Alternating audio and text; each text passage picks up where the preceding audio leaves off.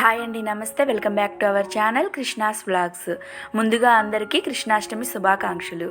ఈ కృష్ణాష్టమి సందర్భంగా కృష్ణుడికి ఎంతో ఇష్టమైన అటుకులతోటి పాయసాన్ని ఈజీగా టేస్టీగా ఎలా ప్రిపేర్ చేసుకోవాలో ఈ వీడియోలో మీతో షేర్ చేసుకుంటున్నాను.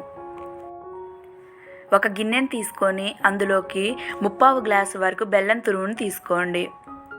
మీరు స్వీట్ తక్కువ తినే వాళ్ళైతే 1/2 గ్లాస్ వరకు బెల్లం తురుమును తీసుకోండి. ఇందులో 1/4 గ్లాస్ వరకు వాటర్ని వేసుకోవాలి. స్టవ్ వెలిగించుకొని మంటను మీడియం ఫ్లేమ్లో పెట్టుకొని బెల్లాన్ని కరిగించాలి. ఇక్కడ బెల్లం కరిగించి తీగ పాకం పట్టాల్సిన అవసరం లేదు.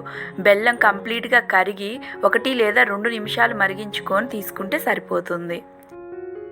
ఇలా బెల్లం కరిగి 2 నిమిషాలు మరిగించుకున్న తర్వాత స్టవ్ ఆఫ్ చేసుకొని ఫిల్టర్ చేసుకోండి. నలకలు ఏమన్నా ఉన్నాయంటే అవి సిరప్లోకి రాకుండా ఉంటాయి. ఇది పూర్తిగా చల్లారనివ్వండి.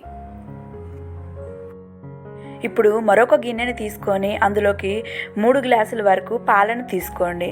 నేను ఇక్కడ మొత్తం పాలతో ప్రిపేర్ చేస్తున్నాను. మీరు కావాలనుకుంటే 2 గ్లాసుల పాలు 1 గ్లాసు నీళ్ళను తీసుకోండి. ఇప్పుడు స్టవ్ వెలిగించుకొని ఈ పాలను మరిగించండి. ఇవి మరుగుతుండగానే ఇంకొక బర్నర్ మీద ఒక ప్యాన్ని పెట్టుకొని అందులోకి 1 టేబుల్ స్పూన్ వరకు నెయ్యిని వేసుకోండి. నెయ్యి హీట్ అయిన తర్వాత ఇందులోకి 2 టేబుల్ స్పూన్ల వరకు జీడిపప్పుల్ని తీసుకోండి. మీకు నచ్చిన డ్రై ఫ్రూట్స్ని తీసుకోవచ్చండి. ఇందులోకి నేను ఇక్కడ జీడిపప్పుల్ని కిస్మిస్ని యూజ్ చేస్తున్నాను. మంటను లో ఫ్లేమ్లో పెట్టుకొని గోల్డ్ కలర్ వచ్చేంత వరకు వీటిని ఫ్రై చేసుకోవాలి. ఇలా జీడిపప్పులు వేగిన తర్వాత ఇందులోనే 1 టీ స్పూన్ వరకు కిస్మిస్ని కూడా వేసుకొని ఫ్రై చేసుకోండి. ఇవి బాగా ఫ్రై అయిన తర్వాత ఒక బౌల్లోకి తీసుకొని పక్కన పెట్టుకోండి. ఇప్పుడు ఇదే ప్యాన్లో 1 గ్లాస్ వరకు అటుకుల్ని తీసుకోండి. ఇవి మందపాటి అటుకులండి. మెజర్మెంట్స్ అన్నీ ఒకటే గ్లాస్తో తీసుకోండి. మంటను లో ఫ్లేమ్లో పెట్టుకొని ఇవి క్రిస్పీగా అయ్యేంత వరకు ఫ్రై చేసుకోవాలి. వీడియోలో చూపిస్తున్న విధంగా అటుకుల్ని ఇలా ప్రెస్ చేశారంటే ఈజీగా బ్రేక్ అవ్వాలి. ఇప్పుడు ఇందులోకి మనం మరిగించుకుంటున్న పాలని యాడ్ చేసుకోండి.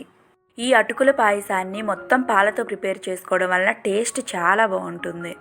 ఈ విధంగా పాలను వేసుకున్న తర్వాత మంటను మీడియం ఫ్లేమ్లో పెట్టుకొని కంటిన్యూస్గా ఈ విధంగా మిక్స్ చేసుకుంటూ ఈ అటుకులు బాగా సాఫ్ట్గా అయ్యేంత వరకు కుక్ చేసుకోవాలి.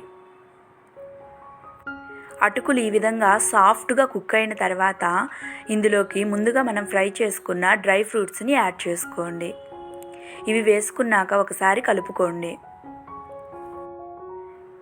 ఇలా కలుపుకున్న తర్వాత ఇందులోకి 1/2 టీ స్పూన్ వరకు యాలకుల పొడిని, చిటికెడంతా సాల్ట్ని యాడ్ చేసుకోండి. స్వీట్స్లో సాల్ట్ కొంచెం యాడ్ చేసుకోవడం వలన టేస్ట్ చాలా బాగుంటుంది. గరిటెతోటి మొత్తాన్ని బాగా కలుపుకొని 1 నిమిషం పాటు దీన్ని కుక్ చేసుకోవాలి. 1 నిమిషం తర్వాత స్టవ్ ఆఫ్ చేసుకొని పక్కన పెట్టుకోండి. స్టవ్ ఆఫ్ చేసుకున్నాక 1 నిమిషం పాటు పక్కన పెట్టుకొని ఇందులోకి మనం ముందుగా ప్రిపేర్ చేసుకున్న బెల్లం సిరప్ని యాడ్ చేసుకోండి. బెల్లం సిరప్ దీంట్లో యాడ్ చేసే ముందు బెల్లం సిరప్ అనేది పూర్తిగా చల్లగా ఉండాలి. అప్పుడే మనకు పాలు విరిగిపోకుండా ఉంటాయి. ఇది పూర్తిగా కలిసేంత వరకు బాగా కలపాలి. అంతేనండి, ఎంతో ఈజీగా కృష్ణుడికి ఇష్టమైన అటుకుల పాయసం రెడీ అయ్యింది. ఎంతో హెల్తీగా టేస్టీగా ఇంట్లోనే అటుకులతోటి బెల్లంతోటి పాయసాన్ని ప్రిపేర్ చేసి ఈ కృష్ణాష్టమికి కృష్ణుడికి నైవేద్యంగా సమర్పించండి. మీరు కూడా ఈ కృష్ణాష్టమికి ఈ రెసిపీని ట్రై చేసి మీకు ఎలా కుదిరిందో నాతో షేర్ చేసుకోండి. రెసిపీ కనుక మీకు నచ్చినట్లయితే ఒక లైక్ చేయండి. మరెన్నో మంచి రెసిపీస్ కోసం మన ఛానల్ని సబ్స్క్రైబ్ చేసుకోండి. Please like, share and subscribe to my channel Krishna's vlogs. Thank you for watching.